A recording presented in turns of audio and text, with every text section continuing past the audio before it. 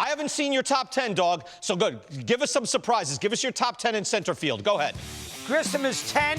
He's a great defensive center fielder. Offensively, he had a pretty good postseason. Mullins at 9. Bellinger, I understand that he doesn't hit a lot, but he hits in big games, and he's a great outfielder. Robert of the White Sox would be 7. Michael Harris, I put him a little higher, but he's only done it for the 1 year. He's at 6. I would put Buxton maybe 1, but he plays only 90 games a year. Nimmo, of course, is 4. Very good last season. Reynolds, he had a very good year, but he's on a bad team. I think it actually makes it easier.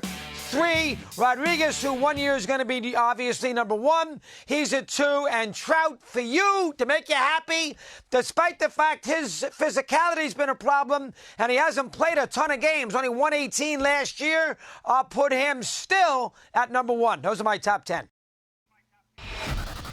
That's my little, right now, current list. The Shredder has got Buxton 2, and I would put Buxton higher, but you cannot, under any circumstances, put a kid 2 when he plays 90 games. I mean, that's just ridiculous to put him that high.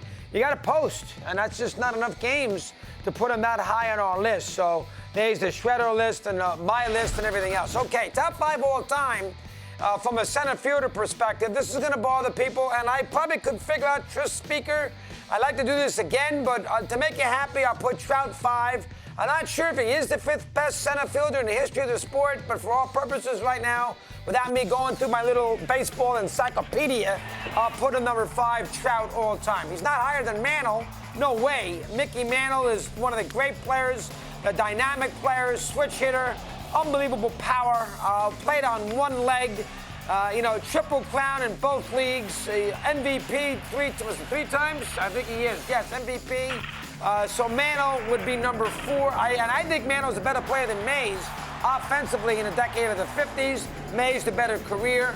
I'll put Ken Griffey Jr. 3rd. He's got all those home runs.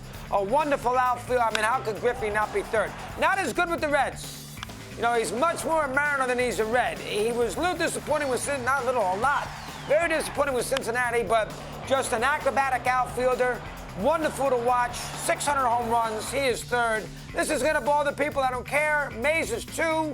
I'm putting DiMaggio 1. He's a better hitter than Mays. I will put, and don't forget, DiMaggio lost 3 years in his prime. Really 4. 42, 43, 44, 45. 42 he played. So 43, 44, 45 in his prime. He lost. I'm going to put Willie number 2. I understand how great he is and acrobatic and base running and all those things. But DiMaggio, 9-1 in the World Series, 56-game hitting streak, 325 lifetime batting average, 368 home runs and 363 strikeouts, or thereabouts. Don't quote me on the exact number, but it's pretty close. I'm putting DiMaggio number 1 in my eyes. And, don't tell me I know anything about DiMaggio. My father sat in the center field bleachers every single game in the 40s. He knows so I heard it for my life about Joe D. So I will put DiMaggio 1, Mays 2, Griffey 3, the Mick 4, and Trout 5. And if I had a little more time, I would have thrown Tris Speaker in and knocked Trout out just to be annoying. But I'll be nice today. It's a Friday, and I'll leave Trout number 5. All right, that's where you have it.